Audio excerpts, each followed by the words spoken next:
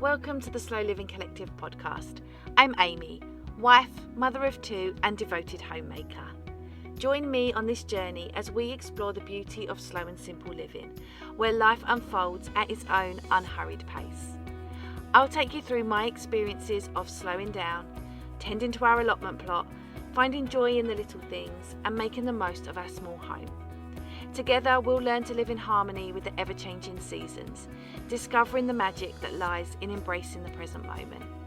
So let's embark on this enriching adventure towards a more intentional and fulfilling life.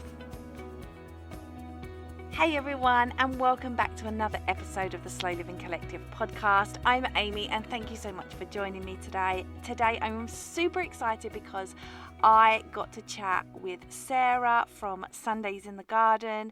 She has her own YouTube channel and Instagram where she shares what she gets up to on her Sundays in the Garden. And I invited her onto the podcast to come chat with me about all things growing ahead of growing season. So today we are going to dive into that. So without further ado, let's dive into the episode.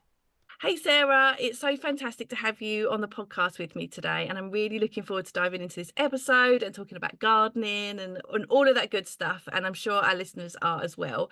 So before we get started, do you want to introduce yourself and tell us a little bit about who you are? Yes, so my name is Sarah and I live in Northamptonshire in the UK with my husband and my two little boys who are 5 and 3. And we live in a 1930s semi in a town. And we chose it because it was the cheapest house we could, afford at the time. But had an amazing garden. The garden is what sold it for me, really. I had the garden in mind. I was like, the dream would be to have an allotment. And we walked into the house and there was an allotment. And I was like, right, yeah, we're having this house. Please, can we have this? So we have lived here for nearly 10 years now. And when we moved in, I had no clue about gardening really. So my parents had done all the gardening in the past, and I just kind of followed along and tried. I guess I must have taken some in, but you don't feel like you have a clue. Plus, all the stuff in this garden, I didn't even know what was here, kind of thing. I was like, I don't know what that plant is. And we moved in. I think it was March time, so the garden was quite quiet, but it was just coming into life again. And it was like watching this painting unfold throughout the year, watching it all come to life. And I was like, oh my gosh, what have we got? This is absolutely amazing. So I spent the first 4 years learning about the garden, I think, and yeah, just trying to get to grips with it all and keep on top of it. As you know, with these things, they just kind of go crazy. And yeah, so I was learning. I didn't want to touch anything because I thought it was absolutely fantastic. So nothing came out; it all stayed in. Even the weed, I wasn't even sure what was a weed and what wasn't a weed. So everything just stayed. But I tried to just maintain it all. And started my veggie growing journey. So I learned all about all the different veggies and things, and we did manage to grow quite a lot. And then I had my two little boys, so that meant the garden took a bit of a backseat for a few years, but we still obviously maintained it, kept going with our growing and things. And then in the last year or so, I have wanted to take ownership of the garden and be like, right, we're not custodians, we're not caretakers of this garden anymore. I want to make it our family garden. This is going to be our place. So I'd learned by this point, learned the plants I loved and the ones that I didn't love quite so much. So I've started changing some things. Some of the plants were getting so old they needed to come out anyway.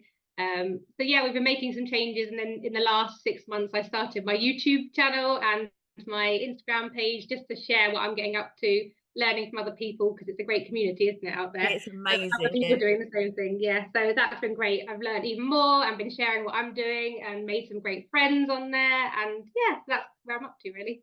Excellent. So today, as we're recording this, it's obviously sort of coming up to well, we were at the end of January, in the depths of winter still. And I know I'm eagerly awaiting the spring. I love this time of year.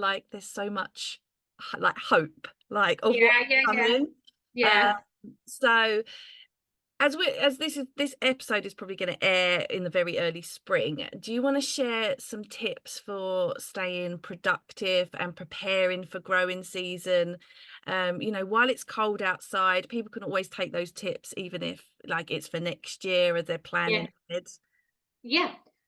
So yeah, I started listing out some things when I was thinking about this question, and it got to be quite a long list. So I'm going to say, get everyone to grab a cup of tea and maybe a pen and paper, because it's like I was like, okay, this is long, but I will go through what I've got down.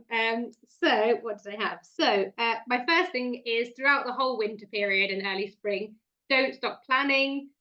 Take it as a time to be learning, because there's so much to learn all the time. Obviously, we're learning constantly, home ed, and we Yeah. both but learning is all around us. So yeah, keep learning, uh, and dreaming, watching YouTube videos, reading blogs, following things, looking at photographs from the past, from your previous years, and keeps me motivated when I'm seeing like what's happened before. But yes, planning, learning, dreaming was my first point.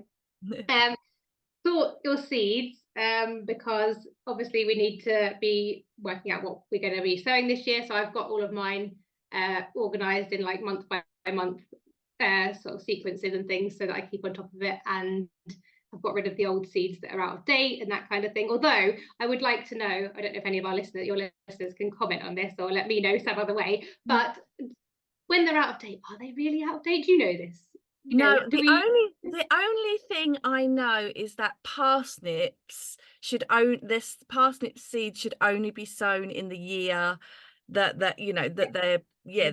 they're bought in. You shouldn't save them for another year. But yeah, I actually planted some lettuce seeds last year that were out of date and they worked. So Yeah, I think it's always worth, if you've got the space, it's always worth giving it a go. So I also was in chaos last year at the allotment because I put up a greenhouse for the first time last year, and it was like yeah, end of March. The weather was so bad last year. Never got a weekend where, because I needed like lots of hands to help, yeah. especially with two young children as well. It was just Mhm. chaos. And it was it's the tiniest like 6x4 greenhouse, but it took so many Yeah. people and so many hours. Mhm. But so I didn't start sewing anything until like very early April, because even though I've got tons of windows in my house, everything goes leggy. Everything. Mhm. It's just like I have more windows in my house than like an average house. Like every single one of my external walls,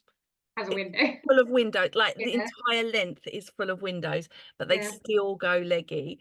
Mhm. So yeah, I tend to wait. I'm one of the you don't need to plan it so early because it all catches Yeah, up, and yeah, that's more through necessity than anything. But yeah. yeah, last year I was in chaos because of putting up this greenhouse. My shed was in absolute disarray, and by the time I like sorted out like all my staging, like literally the second the greenhouse roof was on, I was like, right, I'm sowing everything. And I went there for Go, go, a yeah. day, sowed every seed. But I found some second early potatoes buried under, like in their netted bag. And I didn't find them till June or July. And I was like, these should have been in months ago. And I was like, do you know what? I'm going to plant them anyway. And they Yeah. gave me the best crop of potatoes out of any other I planted last year. So Mm. I think like You can't always follow the rules. Absolutely yeah, not. No. yeah, just Yeah, go for it. And yeah, I think a lot of gardening, and I'm sure you'd agree, is actually just like figuring it out. And yeah. I'm working out what you've got going on in your area, because everyone's growing space and light and soil and everything is so different. It yeah. doesn't mean it's going to work for you just because it works for someone else, or vice versa. So yeah, Yeah, I think just give it a try, because like worst case scenario it's not going to work, but you can plant a seed that you've done it at exactly the right time, exactly the right depth, exactly the right spacing, and it still won't germinate. no. So like I think just give it a try. Definitely, definitely. Yep. So seed organizing, and yeah, throwing the kind of rule book out the window, definitely. Yeah. I've got down obviously chitting your early potatoes if you want to be doing that. Some people do that, some people don't. Some people just whack them in, like you say, just kind of go for Yeah. it. But if you want to be doing that, something you can be doing, so you feel like you're doing something. If you've got anything out in the ground, you can be protecting it from the cold with fleecing or cloches or whatever. Pruning time, for our roses, for our clematis, for our perennial plants, for the fruit trees and things. Prepping and mulching your beds again. This last year I've been much more organised and got all that done pretty much before Christmas, bar a couple of beds. Whereas in the past that's all happened in the early spring or just before. Yeah. So it depends where you're up to. There's definitely no there's never too late, is it? Just do it Yeah. when you have the time. Yeah, Um, absolutely. checking your tools, seeing what you've got, whether you need to replace anything. I'm always breaking forks and spades and things constantly with tree Yes. roots and things like that. So they're always like needed to be checked. Checking on any stored plants that you've got, like dahlia tubers, if you grow plants and flowers, anything you're storing over the winter, keep an eye on it, because my dahlias, I pulled some of them out and they were still a bit damp, so I thought I'd stored them correctly, but like one of the set of tubers had started to get a bit damp and it was going to start to impact the other ones. So Yeah. just keeping an eye on all that sort of stuff. Any garden repairs before everything starts kicking off, or allotment repairs, before you're so busy with all of the actual planting, you can get all your sheds sorted and your fences painted or anything you need to do like that. I sow my aubergines, well, I don't have much success with aubergines, Me but no, they're like my nemesis plant. I need to figure out. either. But I'm going to be sowing them sequentially from, I've already sown some, and I'm going to just keep going and hope that at some point I get an aubergine this year. That's like my Yeah. challenge. Yeah. You know what? Cucumbers were always my nemesis, always. So up until we had the allotment, we have a balcony. It's just 1 meter by 4 meters, but that's still quite a good space. And Yeah. until we had the allotment, yeah, I just sowed everything and tried everything, anything and everything. Like Yeah. I can guarantee that most vegetables I have tried on my balcony, and there are relatively few that haven't worked. You Mhm. obviously don't get as big of a crop as you do, like, you know, in a garden, like directly in the earth. But yeah, you know, I've even grown beetroot in hanging pots and Yeah. all sorts. But cucumbers I could never ever do. I've tried everything, killed them so many times. Yeah. Last year I did them in the greenhouse, and I left them in the greenhouse. I have a raised bed in one of the corners specifically. I put it there specifically Yeah. for cucumbers. Yeah. And I had the most, I had 2 plants and I had over 20 cucumbers last year. That is amazing. And I Wow. was like, I've cracked it. So you can guarantee this year it will fail. Definitely. Yeah, you're like, well, I know how to do it now. No, apparently not. Yeah. The Yeah, garden's always like teaching us and keeping us in our place. Like, it does. I've said this before on this podcast when I've talked about my allotment, but the first growing season, so I've had the allotment since October 2021. And so our first growing season, like full growing season, was 22, and yeah. I had this just an in-ground bed. I didn't do too, like, I prepped it, you know, because when we took over the allotment, we did like quite a bit of work to get it how we wanted it. But I planted lots of beetroot and leek. I read they're great companion plants. Did lots of like succession planting with them. So I'd like did one row, then a couple of weeks later I did another row. I had the most thriving bed ever. Honestly, I was so proud of it. You know, when you're like, Yeah. I'm I amazing. did that. This is amazing. Yeah. Yeah. And so we had so many beetroot, so much leek. And then last year in 23, I went into growing season like, I'm going to do that again. I'm just going to move the bed along one. And yeah, so I had like the most cocky amount of confidence ever. I was like, I know what I'm doing. This is amazing. Like, I know how to do. Beetroot and leek are obviously cracking together. Did exactly the same thing. Did not get one. The whole bed failed. And I was like, oh my God, Yeah, all I of know. that It's like when I'm doing happening. my YouTube channel or my Instagram post. You sort of do something, and yeah, you're telling people this is how I did it, and this is what happened. Yeah. But actually, everything should be taken with a pinch of salt. Everything shouldn't it? Yeah, I, I grew loofahs once and then never since. yeah, And I did a reel on Instagram last March, I think it was. yeah, And like, no, it must have been earlier than that. It must have been like January, February time, like about, you know, how like you can clip the end, put it in wet paper, helps it germinate. yeah. Um, and then somebody recently commented on it, like, did this work? And I was like, not this year, it didn't. No, absolutely. It's like Yeah, if you didn't see a follow through, then don't ask. that works fine. Yeah, and actually it would work for some people, so it's still valid, isn't it? You know, Yeah, yeah, it it would did work for work some people. once, but not in the year we're talking about. Yeah. Yeah. No, I've had the same. I did a tutorial for lavender propagation, so cutting and growing on, and roses. Both of them did really well for a period of time. And now I'm not entirely convinced the rose is still doing well. I need to keep an eye on it. But Yeah. I'm like, maybe it'll be fine. I'm just gonna leave it there. But the lavender's doing fine. But yeah, it's just it'll work sometimes and it won't others, won't it? So Yeah, yeah. and there's And like you give it said, everybody's got like different gardens, different light, they're facing different directions, different weather. The weather can be beautiful here, and then like 2 hours away, like north of here, yeah. it's not so great. Oh, or free, yeah, yeah. It's very difficult. It's like, unless you have an allotment on my plot facing the same direction as me, probably don't listen to what I've got to say. Even the soil might be slightly different or fed Yeah, differently. So yeah, yeah. yeah, yeah. Yeah, you can. It's crazy. I think you just gotta, I don't know. Most of my gardening is just winging it, to be honest. And that's the excitement. That's why gardening is so exciting, isn't it? Yeah. Because I think if you just knew it and you learnt it all and cracked it all and it was perfect every time, you'd be like, where's the excitement in this? Where's the fun in this? Yeah. Yeah, yeah, and it's just all like, the ever-changing conditions. I think Mhm. like the first year we had the allotment in 2022, like we had a beautiful spring, but last year's spring was like, even when I was putting my tomatoes out, I was like, please don't die because it's still Oh, it's so cold. cold. Yeah. Yeah. And I And vice versa, we get the really hot summers, don't we, as well? Where you're just like, oh my gosh, I'm trying to water everything, but they're just I getting know. completely, yeah. Yeah. Well, I yeah. I often find, because the allotment is, I mean, it's not far from my house, but you have to physically make the effort to go, Mhm. rather than just like stepping outside the door. Yeah. I always find like spring is like my favorite season, I think, on the allotment, for growing. And like I think starts from sort of like winter, really, like you say, organizing your seeds and making a plan, like, where am I going to plant everything, what am I Mhm. going to change any of the beds this year, and things like that. And then that follows into spring, as you can actually get into sort of like more of a flow with everything, and then Yeah. everything starts germinating, you can start planting out. But then once those heat waves hit in the summer, I'm like, Yeah.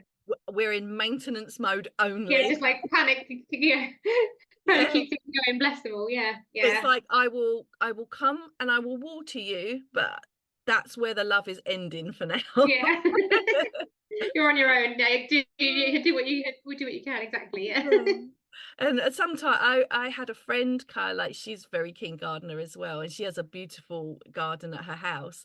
And she came to the allotment last summer, like in August time. And when I was texting her, she's like, "Oh, I'd love to come, I'd love to come." And we had the kids running around, and I texted her beforehand, and I was like, "Please don't judge my weeds because it's so hot, I can't be bothered to deal with them." No, no. We had a birthday party for my oldest in our garden in May last year, and May is the time when things are going crazy, aren't they? And we had like a lot of Yeah. nettles growing and things, and yeah, we mean I use the nettles. I've made like nettle tea and things, so I don't, Yeah, even everything's got its place, hasn't it? So I don't it want to cut does. everything back. Yeah, Yeah, we've got nettles at the allotment. We actually moved one of our old compost bins, and it was just like like a homemade pallet one. We actually yeah. inherited it. We have moved our compost bin so many times. I think my husband's really pleased that this year there's no compost It's bin staying in the same place. Oh yeah. because every year I'm like, well, they were right in the middle of the allotment, and so we moved them to the far end. And then last year, I think it snowed in like December, I think, and the weight of it pulled down one of the edges of the pallet, and so Yeah, we had figured that out. But underneath, we moved one side of it, and underneath that, so many nettles grew up after we'd mhm, sort of cleared. And apart from making sure they don't encroach on the path that people walk through, yeah. yeah, I think we they're really beautiful, actually, aren't they? As well, they are stunning when they get flowers on them and everything. Yeah, yeah. they're so useful for different things. Yeah, Yeah. it's so good, like making tea, which is so good. Fritters, Yeah. yeah, yeah, So yeah, it's one of those things that actually I'm hoping they're all gonna come back. Uh, yeah, yeah, yeah. and we're just gonna leave that bed for nettles.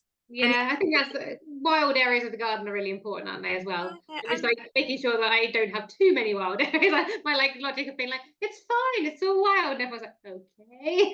but I'm always like, oh my God, I hope the people who like, the council don't come round and be like, what are you Is doing?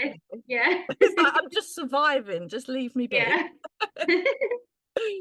But yeah, the nettles, yeah, I'm actually hoping that we can actually utilize them even more this year, and Mhm. yeah, Yeah, just I mean, forest school use them. We go to a lovely forest school with my children, and they always make beautiful things from wild resources. yeah. Yeah, so they're really great inspirational. I need to. I mean, I don't think you can. Can you buy wild garlic seeds? I love wild garlic. I think you can. I think you Yeah. can. I'm not sure how well it does in gardens. Because they Yeah, wouldn't be because growing in I the think it woodland. has to be sort of like near, like fairly damp, doesn't it? Because like Yeah, when you yeah, forage for it, so our forest school, we have to like cross over like a little stream, and there's always wild garlic growing on the bank. Not yeah. much in arm's reach, which is good because it means that it comes back year after year after year. Yes, yeah, But yeah, I love wild garlic, but it's yeah. such a short little season as well. I know it really is. Yeah. Yeah, but I think it does grow in sort of more moist areas. I don't think my allotment it wouldn't appreciate that. There's a few areas in our garden where it could do well because we've got a lot of trees in our garden and it's quite shaded and it does it's like on a slope, so the water does kind of drain down to one Yeah. particular area. So I have heard of people growing it in their gardens, so yeah, yeah, it might I might work. have to try and give it a go. I need to have a look into that. That's a, Yeah, a thing more to seeds to do. buy. Yeah, always. Yeah. Oh my goodness. I actually said this year, I sorted out my seeds, and I went downstairs and I declared to my husband, we have so many seeds, we don't need to buy anything. And then the next day I went to Sainsbury's and I saw some seeds for some black kale. And we'd Mhm. recently we get the Riverford organic veg boxes, and we'd recently had Okay. some black kale in it, and it was really, really good. I think it's probably the first time we'd ever had it. And Yeah. yeah, I was in Sainsbury's and I saw some seeds for some black cow, and I was like, oh, I'll get them. Uh, Yeah. and then where were we? I can't remember. And so I said, okay, I won't buy any more seeds Apart because from those, I won't be getting any more seeds. Yeah. yeah. And then I came home with some sweet peas, and I've never grown sweet peas before, but my granddad grew sweet peas last year. Yeah. And well, I ended up buying 4 seed packets in the end. And marigolds, I grew a lot of marigolds last year. I used them a lot in companion planting, uh, Yeah. and plant them with my tomatoes, but also a lot Yeah. of my allotment is for food growing, so it's nice to have like a little bit of color as well. Colour of flowers and things as well. Yeah. Yeah, definitely. Yes, Yeah. it's nice. Yeah, no, I'm still buying seeds, and I really should stop. I And know. dahlias, I want to like because I've only really got into dahlias in the last year or two. I've been kind of building my collection of those, and every time I see a new variety that looks nice, I'm like, oh, maybe that one. I haven't got anywhere to put it. I haven't got any pots for it, but I will find somewhere. There will be somewhere for it. It's fine. Yeah, I know. My granddad said to me the other day, it's time to start growing peppers, and I'm like, oh my goodness, because I do want to do quite a lot of peppers this year, and I'm like, Yeah, they're all gonna go leggy. Like yeah. I'm sure it's too cold in my greenhouse, but I'm still adapting to that as well. Like, it's an unheated greenhouse. Having an extra space. Yeah, yeah. Yeah, and just like knowing, like, when it says so indoors, how Is indoors, that indoors? Yeah. how How indoors are indoors, we talking? yeah. Yeah, Are we talking unheated greenhouse indoors? yeah, Are we talking like in amongst the central heating? yeah. Yeah, So and actually that depends on the year as well, doesn't it? Because if it's a warmer winter, then you can get away with it potentially, but then other years not so much. So yeah, yeah. yeah, Yeah, so like I said, I just think a lot of gardening is just excitement, and then being like, oh dear, you didn't make it. Never mind. yeah. Are you looking for a delicious way to live a more sustainable and mindful life? Look no further, because I've got something special just for you. Introducing Riverford Organic, your gateway to fresh organic fruit and vegetable boxes delivered right to your doorstep. When you choose Riverford, you're not just eating organic, you're supporting an ethical business that believes in food that's good for the planet and your well-being. Eating organic means you're savouring food grown with care, free from harmful chemicals and absolutely bursting with flavour. By choosing Riverford, you're supporting a business that is committed to sustainability, is employee owned, and passionate about reducing food waste. Embrace the seasons with a rotating variety of fruit and vegetables, fresh, local, and in harmony with nature. Riverford has been a game changer for our family, and I think it could be for yours too. There is nothing more exciting for me than grabbing my Riverford box off my doorstep on delivery day. But there's more. As a treat for you guys, you can enjoy a £15 credit towards your second order. Simply sign up at theslowlivingcollective.com/Riverford to claim your credit and start your journey towards healthier, ethical, and more seasonal eating. Yeah, this is definitely the best time of year where everything is possible. There is nothing off the table. Yeah. Potentially, it could be the best year ever, and it's it's so exciting. Yeah, one of my the same friend that came to the allotment with me, that about this time last year, I said, "Oh, I'm going to grow some loofahs again this year. And loads of them have germinated. Would you like one?" And she was like, "Oh, yes, please." And then in about July, she said, "What happened to the loofahs?" I was like, "Oh, mate, they all died. They didn't make it. Sorry, we'll try again next year." I want to start kind of, I often end up with excess seedlings, have germinated, and I want to start trying to pop some out outside the front of my house, because we live on a busy street in a town, obviously. Yeah. And seeing if I can get, have some for my neighbours and things, because I'm really lucky. We live on I think we are like the youngest people on our street, in our 30s and 40s. And Yeah. everyone else is over 75, I think. So it's like the best street ever. Everyone really looks out for each other. Everyone cares about my garden. Everyone's really Yeah. Oh, interested. that's nice. That's really nice. Yeah, it's where we live, like, so our balcony is south facing, so it is so hot out on the balcony. So actually last year, after all those years of growing on the balcony, last year I didn't. I was like, no, I'm just going to focus on the allotment. But now this year, I'm like, no, I'm going to do the balcony again, because things like peppers do absolutely amazing out, Yeah, any because Mediterranean sort of fruit and veg, would love that. yeah, they just do so well. But peppers at the allotment don't. They died last year, so yeah, I'm gonna rework my ideas and Yeah, see. where you plant things and what's going to work best Yeah, where. yeah. So yeah, it's just this time of year, I think, is just so exciting. Like, there's so much Best time. promise. Yeah. It's all going to be brilliant. I don't know if do I have anything else on my list for jobs. I've got feeding the birds. If anyone feeds their birds, we've got lots of birds in our garden. So feeding the birds. You can be planting bulbs and things in the green if you want to. If there's things you've missed, you can buy tulips and things, can't you? And Yeah. yeah, that's it really. That's pretty much my list, I think.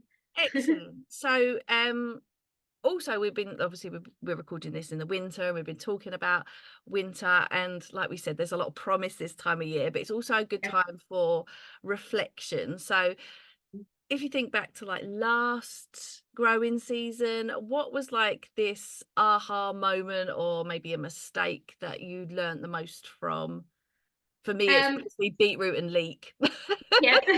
You thought you knew and actually you didn't. Yeah. Yeah, I have no idea.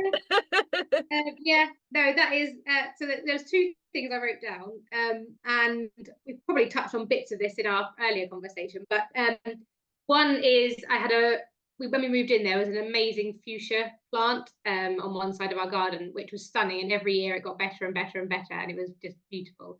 One of my favorite plants in the garden.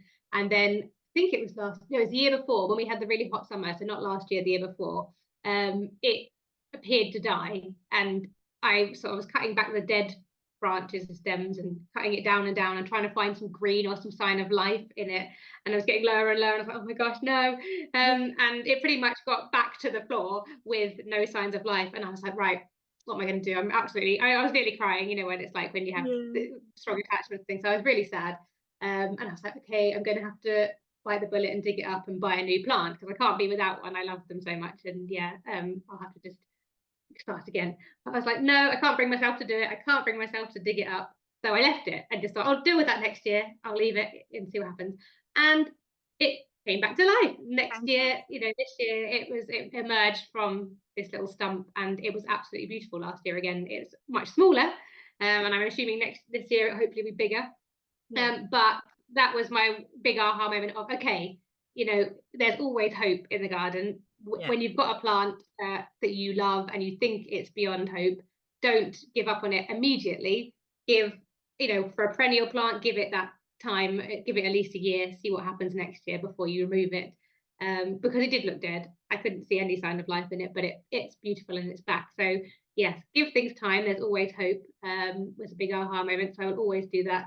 And I think for even things that you're sowing annually, you can give, if it looks like a slug has eaten most of it, give it a little bit of time. You haven't got to rip it out straight away. Sometimes they can come back, can't they? So yeah. Yeah, absolutely. It's funny, when we took over the allotment, we took it over in October, and there was still so much produce there. And so I have been thinking like, I never really do that great with brassicas, because I only have like the small netted cloche, and they very quickly sort of like get like stuck. Like there's not enough room. And so I've been thinking like, oh, what am I going to do that's, we try and not, because it's the allotment, we try and repurpose a lot of stuff. And I sometimes see such beautiful things in people's gardens, like beautiful like brassica cages and everything, and I'm like, oh, how can I make my own out of what I've got? And then so I was thinking like, oh, if I take the net off, then they're just going to get eaten. But actually, when we took over our allotment, we had the biggest cabbages you have ever seen unnetted. And yes, like the bottom leaves had been chewed, and like when I pulled them out the ground, I was like, right, you guys are not coming home with me, like picking off little slugs and stuff. But actually, they were so big that you only had to pull a few leaves off, and you were just an uneaten leaf. And so it got me thinking, like, I wonder if I might try this year, like start them obviously when they're tender and small, start them off under the netting. But then when they get to the point where they're busting out, I might just give it a try. Just give it a try without a net and see. Like I do, my garden is like as organic as humanly possible. I don't use any like pesticides or anything, and I try companion planting. A lot of my neighbours at the allotment use like slug pellets and things like that, and I'm like, no, you're not coming anywhere near my garden.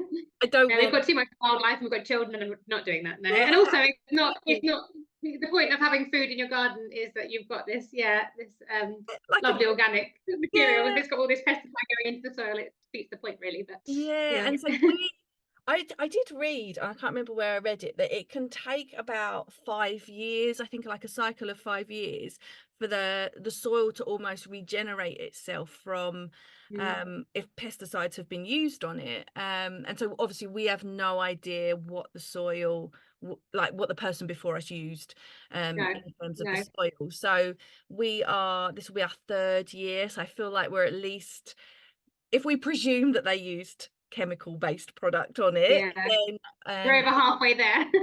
We're getting there to sort of regenerate. I plant things out, and my neighbor is always like, he's lovely, he's so nice, but he's always like, you need to put slug pellets around that, and I'm like, not on your life.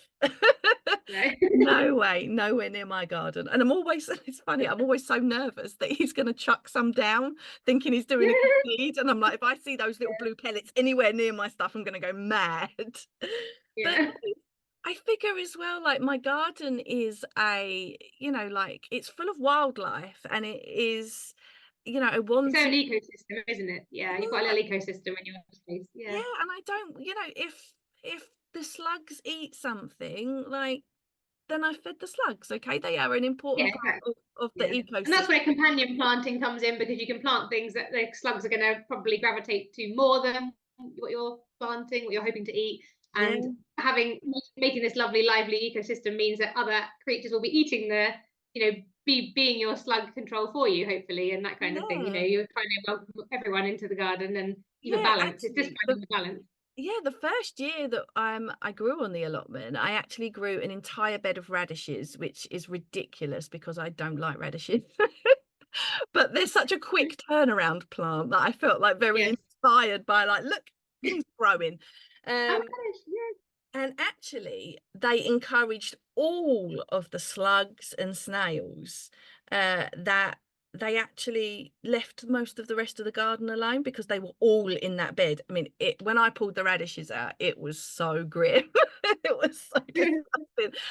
Yeah. I was like picking them up and putting them in like a bucket, and then we rehomed them all there's like quite a big hedge along the side of our allotment, and it was gross. There was so many of them, and it was like a race against time because we were like popping them in the bucket. Yeah. But then, you know, they were trying to make their way out the side. So Back out again, yeah. but I'm actually thinking like I might plant like some sacrificial radishes in a bed. Like I don't Yeah. know, like a small patch where I plant all Mm. the radishes and then just see if they'll just leave everything else Then alone. if you find any slugs or anything else, you can just pick them up and pop them on the radishes, and hopefully they'll be happy Yeah. there and stay there. Yeah, and just it definitely Yeah, worked that good idea. first year. That's not to say that it will work again, but I might just give it a try because As we know, our garden, yeah. yeah, it definitely won't work again. Not based on the current. But yeah, I'm just thinking like things like that, like you say, just you know, they'll probably gravitate towards things that are more, you know, their cup of tea and maybe leave everything else alone. So, Mhm. but yeah, I am gonna Yeah, try. very good idea. I think I am gonna try brassicas unnetted. So it probably won't go well. But if I can get an established plant, Our issue, I think our issue with brassicas is the pigeons in our area, because we have so many pigeons, yeah, being in a town, I guess, and being like lots and lots of trees around and things. So they're the issue I have, where I have to net them, because they will just eat the entire lot, bless them. And I'm like, and I try and feed them other things. We obviously do feed the birds in the garden, but when it's a brassica, they much prefer the brassica than anything else I've got to give yeah. them, I think. So Yeah, we don't tend to, or I haven't knowingly had a problem with birds at the allotment. So yeah, I'm just going to give it a try. And I think that, like I said, that's a lot of the fun of gardening. Just, yeah, you know, at the end of the season, I can be like, well, that didn't work. So, yeah, and they're not yeah, currently working in my garden, so it's no different if I try something new. So exactly. yeah, Yeah, so yeah, we're definitely. gonna give Well, that. good luck. Hopefully it'll work. I will report back. I'll let you know Let me how know. my Let me know. whether it works or not. But I was when I was thinking about it, I was thinking like, oh yeah, when we got the allotment, they weren't netted. And I actually told this story on a recent podcast episode, but I was talking to my granddad about brassicas, and he was telling me, so his dad used to have an allotment. So my granddad's about to turn 89. Mhm. And his dad, so we're talking like a really long time ago now, his dad used to have a couple Yeah. of allotments, and he told me when I was saying, I don't know what I'm going to do about my brassicas, they always get like eaten by the slugs. And he said when my dad had an allotment, he used to plant his cabbages in the gully between his earthed up potatoes. Um, Oh, and I said, and so he's telling me, so he's like, you know, when you plant your potatoes and then earth them up um and you know, as the shoots come through, you earth them up again. He said he always used to then do like a row between them of cabbages. And I was like, did he put netting on it? And he went, no, like I just said the most outrageous thing. No, yeah. he didn't. And yeah, so I guess maybe the shoots of the potatoes maybe covered up, Yeah. like Yeah. protect That's them. amazing. That's perfect companion planting at its best, isn't it? Really, and Yeah, using so that space for its full potential. Wow. yeah, so I think I'm going to try that this year as well. Definitely. Yeah. And Definitely. when I was telling my mum, I said, you know, Granddad was telling me about the like earthing up the potatoes. I was like, this means I'm actually going to have to earth up my potatoes this year. Well, that is true. Yeah. But it's worth it to just and I think that's like a lot of the kind of gardening I do is just experimenting and just seeing. I'm always at the allotment doing something, especially sort of I guess around like May, June time, on my phone, like what can I companion plant with a Mhm. whatever. And Whatever. Yeah. yeah, and just figuring it out. I bet your granddad's, you say it's your granddad's father that we're talking Yeah, about here. yeah. Yeah, I bet he didn't necessarily learn that from someone. Perhaps he just decided to give it a try and it worked and it became the thing he did. And everyone's got those things, haven't they? Which maybe other people don't do, but works for them in their space. So yeah, Yeah, so and so exciting. they're only from, like, when he was growing up, he was only up the road from here. So, similar location. Okay, weather patterns have probably changed in the last Yeah, 60, 70, yeah, 80 years. But yeah, I just figure it's like I said, my brassicas aren't currently growing well in my garden, so I almost have nothing to lose. I'm going to be growing potatoes anyway. And yeah. that gully between that I don't currently do, but that gully between would be wasted space. So yeah, another thing I I will love that idea. I think I might do the same. We'll have to report back to each other because that sounds yeah, really yeah, interesting. see if it Yeah, works. yeah, Yeah, but there's so many different things, isn't there? And I think that's why, like, places like Instagram, like when I joined Instagram, like my account has evolved, I guess, a little bit over time. But when I joined Instagram, it was I used to have an old account, but the account that I'm on now, I just solely did gardening stuff. Um, mm, and then, so I've been a content creator since I was like 21. I'm about to turn 39. So it's like almost to me like really inbuilt in me. If I'm not creating something, like it's just like a nice creative outlet for me. yeah, And so like through the winter when I didn't have a lot of gardening stuff to share, I was like, which is why I guess my account evolved to like gardening and slow living, and then yeah. everything else that came out of that. But I think they oftentimes go hand in hand. Like They do. Yeah, I yeah, just think like even just like there's nothing more mindful, I think, than just having your hands in the dirt and like planting out a row of whatever it is. Like yeah, there's just such like peace. yeah. I'll often go It to connects you with the seasons, and it connects you with it connects you back to nature, doesn't it? And that's where yeah, yeah. I always find the most joy. Yeah, yeah, Yeah, I just think it's like there's been times where, I'm at the allotment, I'll put my phone down, and actually something I do quite a lot is I will record like a time lapse of me at the allotment. So I couldn't even pick up my phone if I wanted to because it interrupts okay. the content I'm Yeah, creating. So yeah, I just go and have my hands in the soil, and it's just like me and my thoughts, sun mhm. beaming down on my back, and yeah, it's just Yeah, nice. that's what I'm finding the balance with now, actually, because obviously up until 6 months ago, I wasn't creating content for gardening related things. So that's what I'm finding the balance of now of how much do I film of what I'm doing and how much do I just go out and put my phone away and enjoy what I'm doing for the sake of enjoyment and relaxation. Yeah, So yeah, like today I'm not going to be filming any of what I'm doing. I'm just going outside to be outside and I'm going to enjoy my garden. yeah, And then yeah, yeah, it's nice. And I often find like if I do want to record something, like I said, a time lapse is great because I'm doing it anyway. And I often think that when I yeah, record time lapse stuff, whether it's at the allotment or whether I'm, at home, I'm going to be hmm doing this anyway. So yeah, it doesn't matter whether I record it or don't record it. And yeah, at the allotment, there's loads of like little reels of me like whipping around watering, and it's so even for me to watch my own, this sounds a bit big-headed, but to watch my own content back, I'm like, oh, this is like I love watching people like doing things really yeah. fast, and it's so Yeah. pleasing. It's really motivating to then do it again as well, isn't it? Yeah, you're just like, oh Yeah. yes, perfect. Yeah. Yeah, often if I put something in my stories, like people will be like, I find it so relaxing watching you like write. Tidy up or clean the kitchen Yeah, or whatever. Yeah, yeah, yeah, and yeah. it's funny. So yeah, I just, I will often just stick my phone on time lapse. And I was actually watching one the other day because I was like, I want to do more gardening content this Mm, coming year than I think I yeah. did last year, almost a return to, I guess, the year before. And Mm, I was watching an old reel of mine because I was saying to my husband, I was like, some of my old gardening reels, like the numbers on them are ridiculous, like yeah. really ridiculous. And yeah, so I was watching one, and there's just one of me at the allotment, and most of it is just a time lapse, but most of it is me talking to my neighbour one side, then talking to my neighbour the other side, and then my mum shows up and I stand talking to her.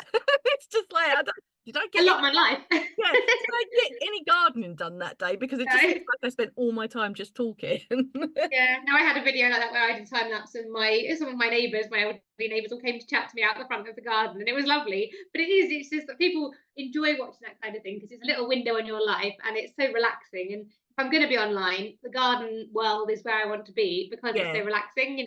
You're not being fed all this stuff of buy this, do this, well, apart from seeds, obviously. And Yeah. like, oh, new seeds and new, yeah.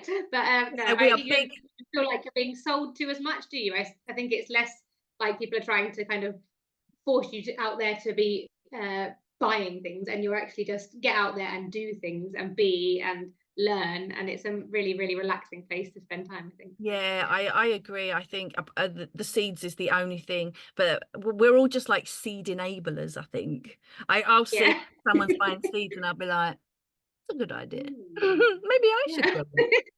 I don't know where. I'll have to like No, have a double decker find allotment. my own. Yeah, yeah. I don't know where I'm going to grow it. My greenhouse last year was so bursting. I was thinking, where am I going to plant all this stuff?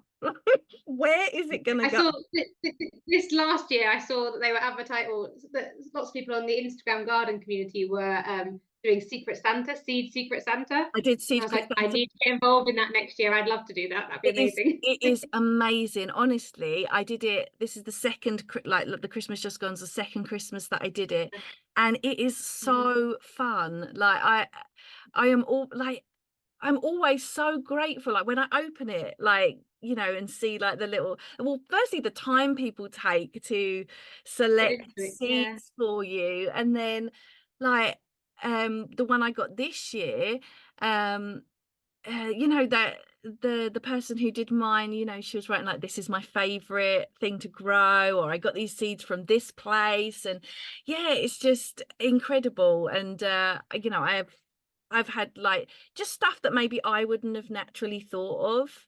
And it's Mhm. really good as well because like when you sign up, you have to say what kind of growing space you have, like what sort of Okay. things you grow, so then people can, I guess, tailor the seed selection towards that. What you um, have, but yeah, the space you have. yeah, and Yeah. when I was doing it this year, for the person that I did it for, I was the same. Like, one of the seeds I gave them was lemon balm. I love growing lemon balm, so it's Yeah. like it's just really nice, and it makes you feel really good. Warm and fuzzy. Yeah, Yeah. and it's just like Yeah. more seeds, more things to We'll see. try. Exactly. Yeah, and maybe things that you've not tried before and that you wouldn't naturally think of. Like last year, somebody sent me pak choy, and I had actually never grown pak choy before, and so I was No. like, oh, that's good. Borletto beans as well. Like, Yeah. yeah, just Yeah. amazing stuff. And the person who was my last year's, or the year before last, 22, she sent me some seeds and was like, this would be great for your kids, and all, like, it's just so nice. And I think it's a really nice part of like the gardening community on Instagram. And I actually I mean, Yeah. I took compared to, so my previous account was all like motherhood stuff. I solely did like Mhm. motherhood, and gardening feels so much better. Like the gardening, Yeah. low living community, Yeah. it just feels nicer. Like I don't share a lot of my children. I don't ever share No. their faces, don't ever share their names. Mm. And while the back of their head might crop up occasionally, I actually try and make it so like my account is about me. It's not about, motherhood is just part of who I am.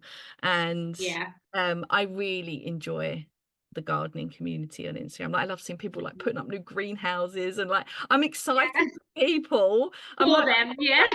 like I can't even remember the account name, but she's recently like they've built their own greenhouse in their garden, and I'm like, Mhm. oh, I'm so, like, she's so excited, I'm excited now as well. Like, Yeah.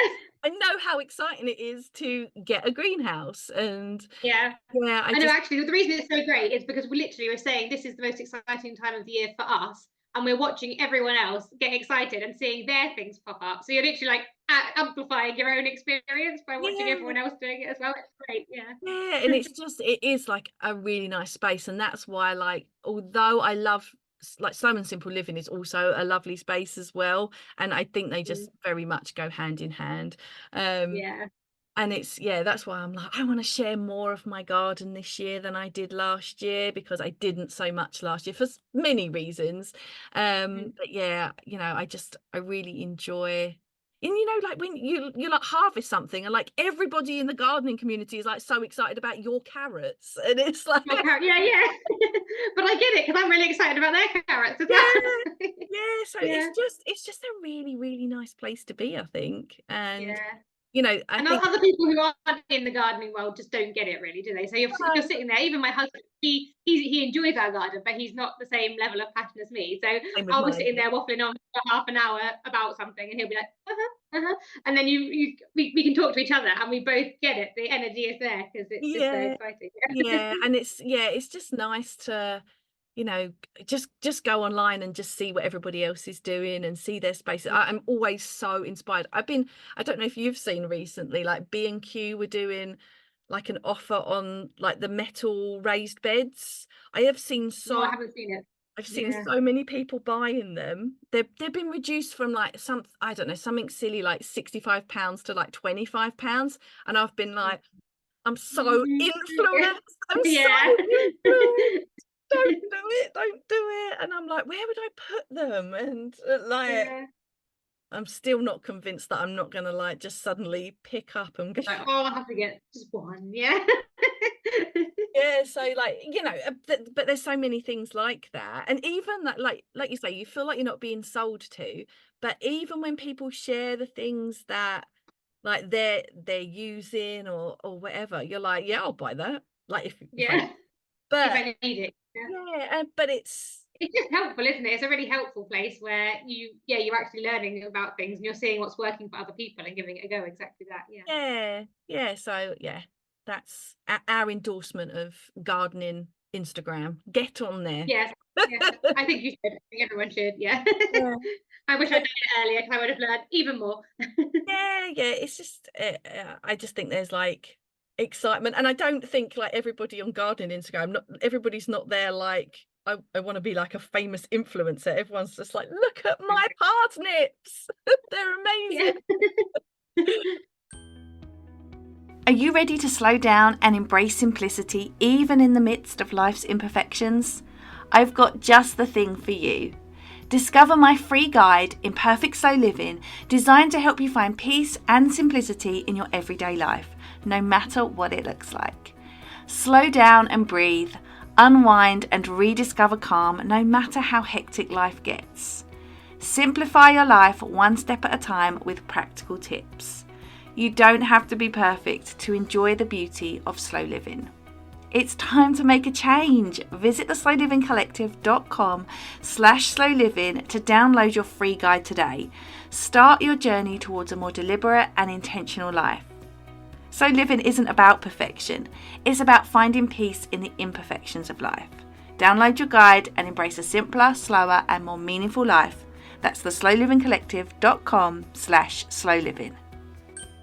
But looking ahead to growing season, Yes. because it's coming at us, so exciting. Yes. What is on your wish list for new things to try this year, whether it be plants or veg or whatever? So we mentioned aubergine. I always try it, so it's not new, but it's on my wish list to be able to grow successfully for the first time. That'd be great. And I think sowing as many of them as possible, as early as possible, and then staggering it, and probably trying different locations is one of my big wishes for the year. So keep a lookout for that because on Instagram, if I grow an aubergine, I will be like skipping around the garden. So that'll be really. And I will be But so yeah, excited for you, and so will the rest yeah. of gardening Instagram. Everybody will be so Yeah. excited. Yeah. I mean, they are one of the once you get kind of a good space for them, I think people can do them quite well, can't they? But it's just Yeah. getting them started and finding the best time for you again with your space. And I haven't found it yet, but I will this year, I'm sure. And then I'm really excited to grow more dahlias. I want to create like a dahlia jungle on our patio area because we've got all the allotment area at the back, and then a more wild area in the middle of the garden, our pond on the left, and then I would like to have some dahlias in pots on the patio area. So I've got a few different varieties, a Nordwick Glory that is really beautiful, I want to try different heights and different varieties of those. That's exciting me this year. And then the right hand area of the sort of central bit of our garden is the bit that I haven't made any stamp on of myself yet at all. So that's like a wish list for the year, to work out what I'm keeping in there, take out perhaps what I don't want. There's like a big barberus plant, which are nice. They're nice plants. They're really pretty in the winter, but they've got so many spikes on, it doesn't really work for having young children in the garden, because they're often kicking a ball over that way, and they're quite eye height spikes and things. And so that might have to either come out or be cut back significantly. But then working out what's going to go in that space, because I need to learn more about shaded planting and things like that. What's going to work in the shaded areas? So that's a big wish, is to sort of get some more ferns perhaps in that area. We mentioned wild garlic earlier. That might work well in a sort of shaded damp area. So something like that, and just kind of get that area to become our garden, not someone else's garden that we're just trying to work out what we want to keep. So yeah, that's kind of another. What about you? Have you got a big wish list this year?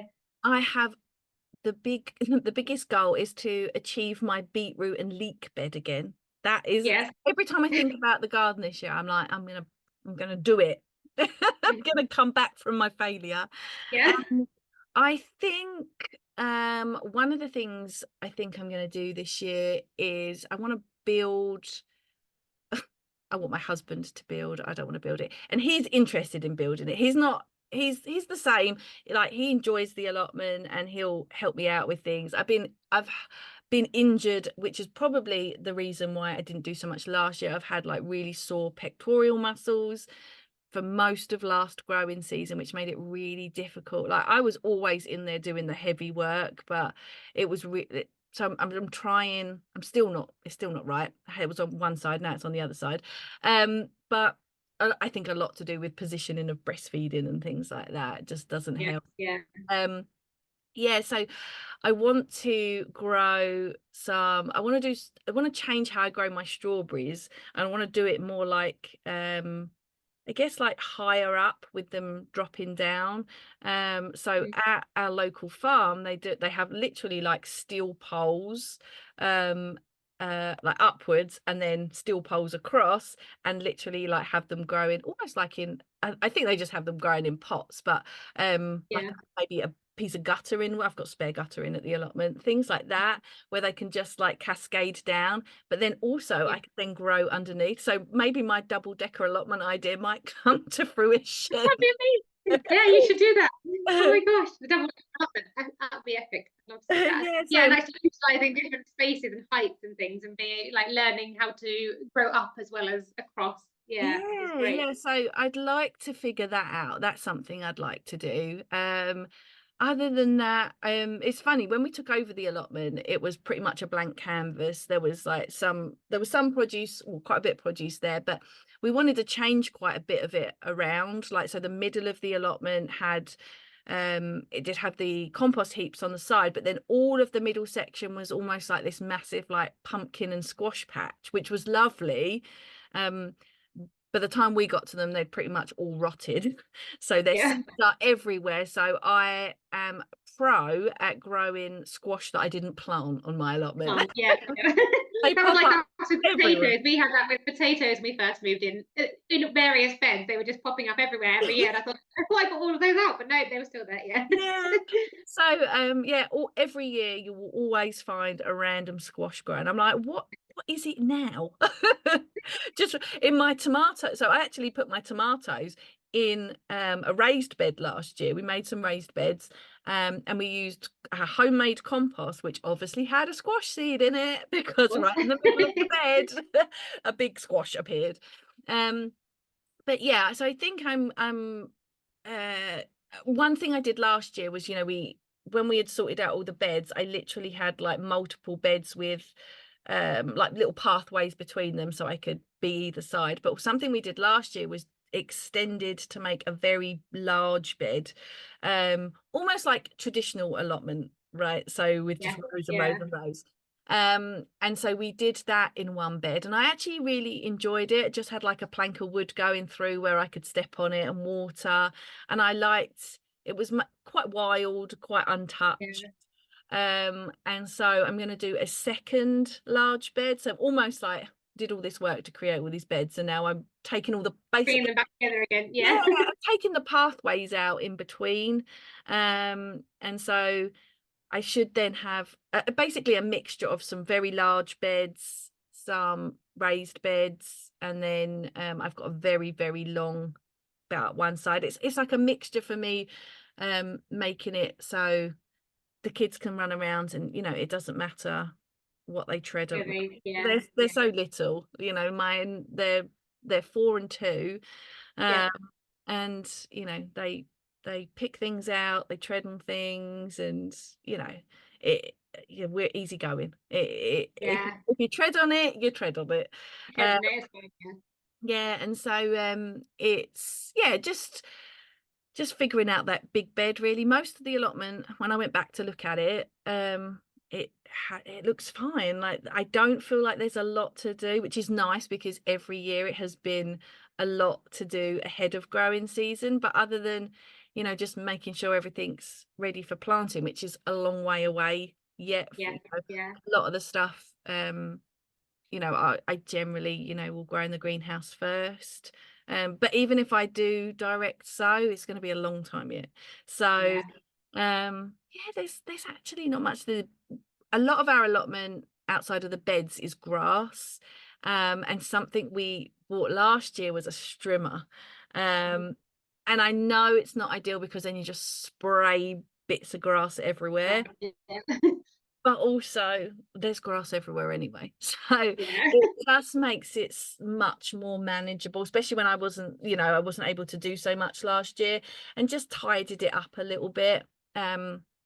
So Yeah. yeah. It sounds like your wish list is to get back out there and recreate the year you had 2 years ago, and Yeah, learn more and build on that kind of thing. Yeah. yeah, and almost like, so last year was good, we had good harvest, but you know, like being injured really sidelined me a lot. And while I don't feel 100% better, and I know I can't do, like when we're carving out this new big bed, I know my husband's got to do that work, because you know, if I aggravate it, then it will ruin me for the whole season again. Yeah. So yeah, I'm just looking forward to it this year. I felt like last year wasn't as good, and I feel like I need to fall in love with it again, because it was really difficult last year. Yeah. So Yeah, I mean, I've had that as well, where I felt overwhelmed with it when periods of life have been different, or I've been working differently, or the children have been younger, and it does feel sometimes overwhelming, doesn't it? And you just need to yeah. kind of, yeah, get that love back again. Yeah. Yeah, and I think winter always helps you sort of like recalibrate a bit and just think like literally, especially on gardening Instagram, the clock strikes midnight and it's January 1st and everyone's like, what seeds are No, you are you there? Yeah. Is everyone still when can we there? start sowing our seeds? And so like I think I actually saw somebody share a quote the other day, and it's like, you know, basically along the lines of like gardening doesn't start in the spring, it starts in like January with hope. And Yes, yeah. I think it's so true. Like, you know, as soon as Christmas is out of the way, we're like, right, Yeah. let's get on it. Yeah. And so that, like you said earlier, the simple things like sorting your seeds and making every year I draw out my allotment and I draw out my beds and Me too.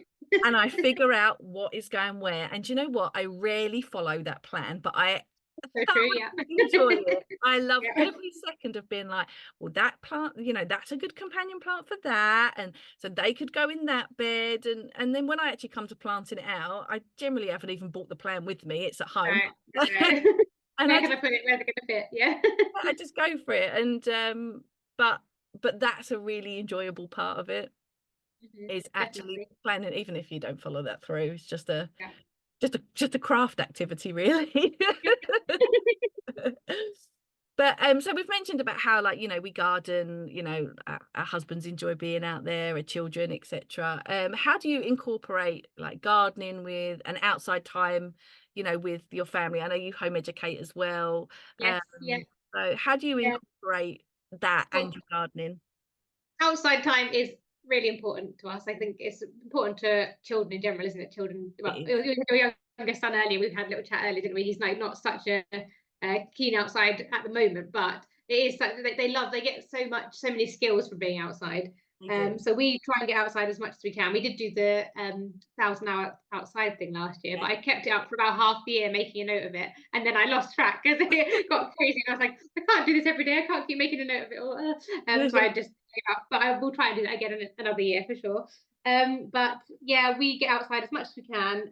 When the boys were younger, it was hard. We haven't really got a child-friendly garden because we've got a pond, we've got a greenhouse, we've got lots of sort of sharp edges and concrete and things. But so that was like just a managing exercise where one parent would be in charge of the kids while the other one was doing whatever needed to be done, and we just kind of juggled that. And then now they're getting older, it's the perfect garden for them, particularly with home ed, because they're just learning all around them all the time. So my oldest has done things like tally charts of the newts in the pond and tally charts of the frogs in the pond, and they obviously get involved with the seed sowing now, so they're understanding where their food's coming from and the whole growing process and what plants need for growth, which is, I think, part of the curriculum somewhere. If they were at school, they'd be having to learn that, but they already know it. Even my youngest, would understand sunshine, water, warm soil. And they watch the life cycle of the frogs. So they're watching, the biology elements in the pond. And yeah, we just get out there wherever they can. They bring their friends over. We build tents. We climb trees. Yeah, it's just a great space. So we're really lucky to have it. Yeah. What about you guys? How do you enforce it? Obviously, so we've only got a balcony where we live, but I mean, we spend so much time at the allotment. Even last year, where I'll say it wasn't my best year in the garden, we had some amazing times at the allotment. So, especially through the summer, or I guess late spring, the days are long through into the summer. Like, we'd often like pack up our food and just go eat at the allotment. So when we set up the allotment, one end of it was like completely nothing. I've got a very long and narrow allotment, and one end was just like covered in like tarp. And so I pulled it all up, we like leveled it off, we got a free shed, so we put that up there, and it almost like naturally became like, I guess, like a patio end of the allotment, and it works really well for us. Like, I know other people like will really utilize like every section, but with the children, so we've got a small 6x4 shed, and we've got another little storage shed as well. And then between the two of those, we built like a raised bed, and we put some just like flowers. I'll just go and get like pick something up with my daughter. We like from the garden centre that she wants, and they've got like, she loves fairies, so they've got like, like the ceramic fairy garden stuff. And then we've got the greenhouse up that end, and almost in front of the greenhouse, we basically put down some the fabric, that's the weed fabric, and covered it in wood chip, so it makes like a little patio place. So we'll get there, open the shed up, open the greenhouse up, get chairs out. The kids have got like these cute little plastic chairs we got them from the garden centre, and I mean, they pretty much spend their whole life there snacking. That's what they do. Yeah, snacks are always useful. Yeah, snacking and digging. And so it's nice to have like this sort of like patio section where we can just, so there were times last summer where we would like literally just go, not for any reason. I will always end up doing something. I'm always like tinkering with something, but yeah, it's nice, we'll go up and have our dinner there, and like the peak of summer, you can sort of stay there till like 9:30 ish. So there's no outside lighting or anything, so I've been there so many times through every time of year where like the sun is setting, and I'm like, better get home. or all the tools away and everything. But like you say, they learn so much being out, and the creativity as well, being out there. You can take something for them to play with outside, but whatever you've taken probably won't be what they want to play with. Any of a toy is not going to be as interesting as digging in the dirt, as playing with water, as finding some petals and making a potion. We have lots of potion making in our garden with things. And Yeah, I've it's just actually lovely. considered, so we have like a mud kitchen for them, and it's up on our balcony, and I'm in an R, and I'm going to ask my daughter what she'd prefer, whether to take it to the allotment, because then it can, because obviously on a balcony it's a mud kitchen that has never seen any mud because Yeah. I mean they'll play with water in it in the summer, Yeah. but we've also got other things that they play water in the summer. So I'm going to ask her whether she would prefer to take it to the allotment or just keep it at home. So we might take that. So that would encourage, you know, more potion making and things like that. So Actually, as our youngest has got older, the ability for them both to play together and get lost in an imaginary world for a length of time and to feel safe that they're going to be okay in the space that you're in, kind of thing, has grown. So I think this year is going to be the best year for me for that so far, with my youngest being getting towards 4 and my yeah, oldest turning 6.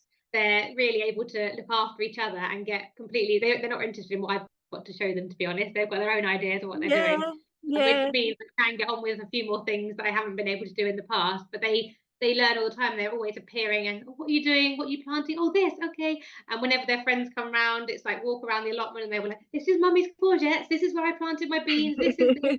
They know it all, and it's just so lovely. And actually, I haven't told them it specifically. It's just amazing again what they've picked up. I'm like, I didn't know you knew that was a courgette. I didn't know you knew that was a this, but they just take yeah. it all. Yeah, one of the first things we did when we got the allotment, so when we got the allotment, my daughter was 2 and my little boy was 4 months.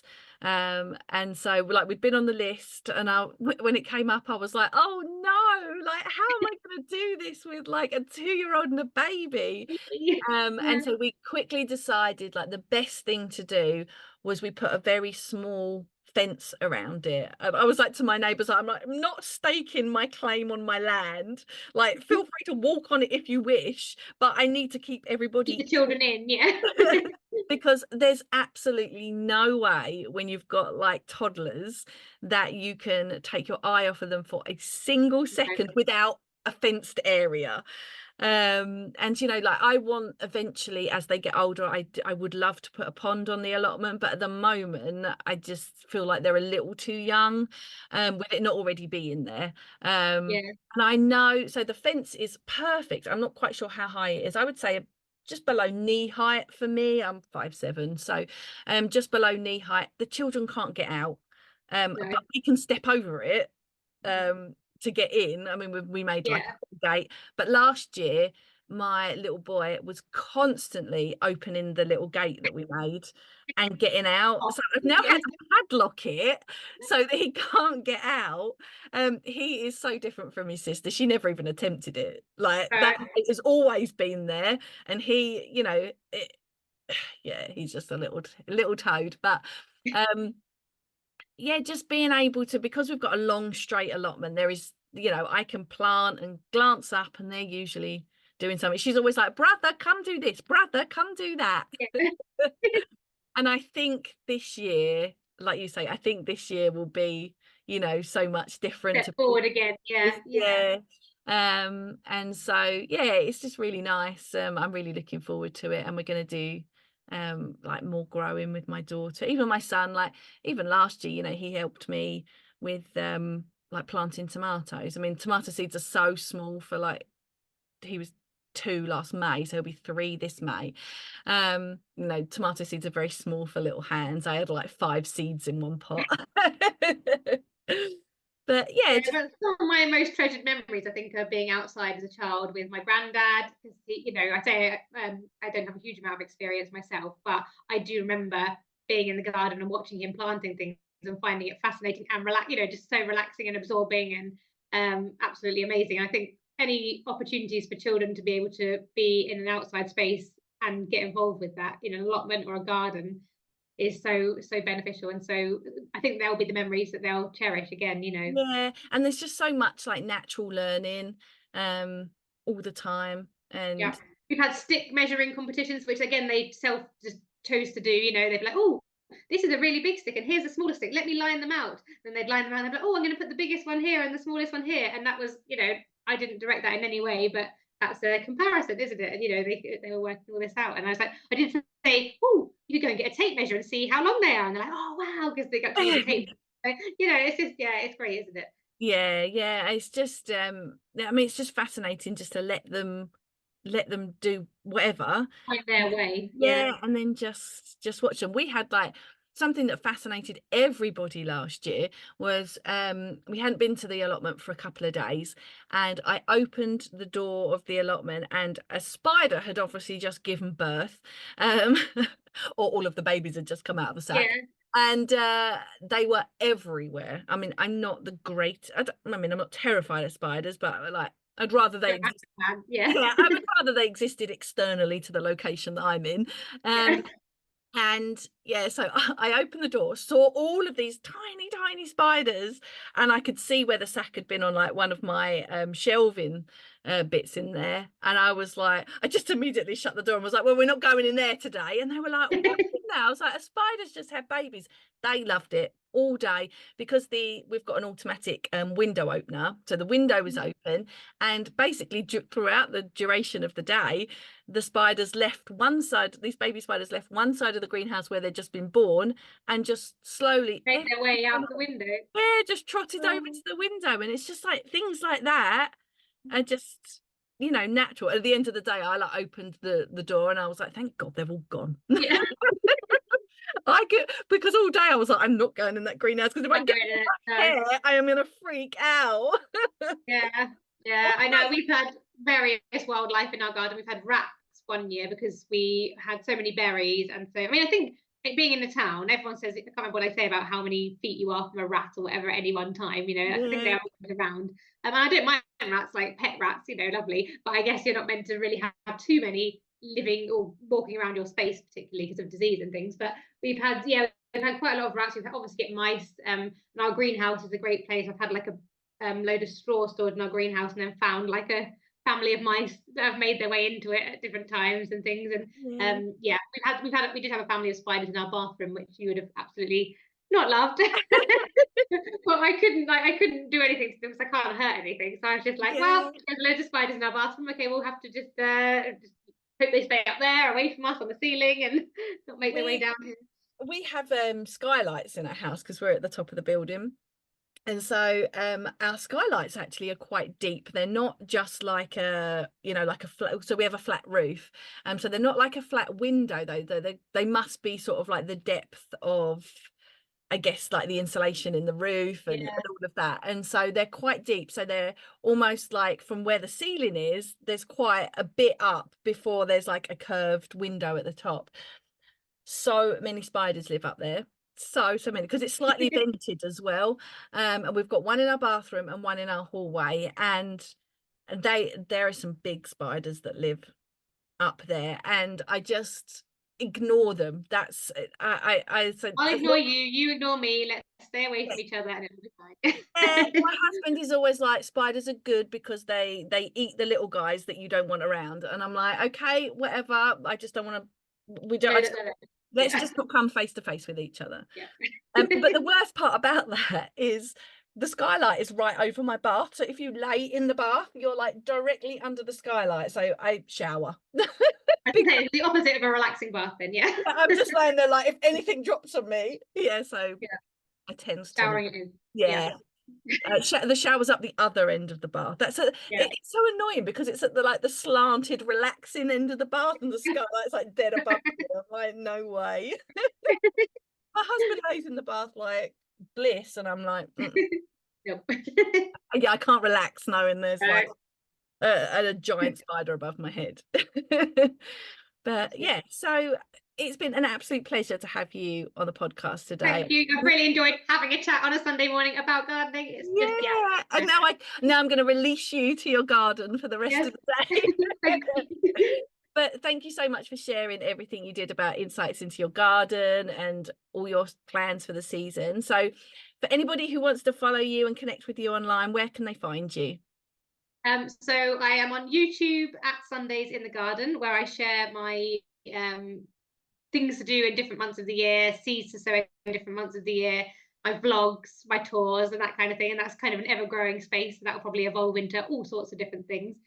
So I'd love to connect with everyone over there. And I'm on Instagram at Sundays in the Garden UK. again, where the community is growing. And any other gardeners out there who are listening who are also on Instagram, I'd love to connect with you and learn from you, and we can kind of grow through the season together and get excited about everyone's success, like we were saying. It'd be great.